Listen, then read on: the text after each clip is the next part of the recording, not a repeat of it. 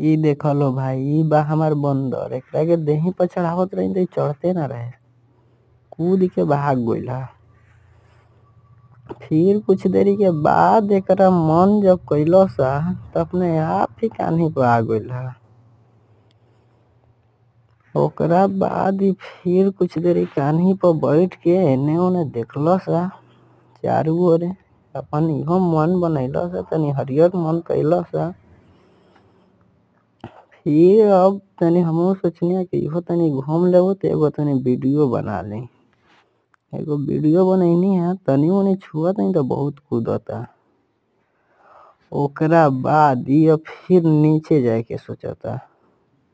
अभी नीचे जाए खातिर बेखरल बा। नीचे आइला त एकरा के तनी मुरई खियावे के सोचनी है।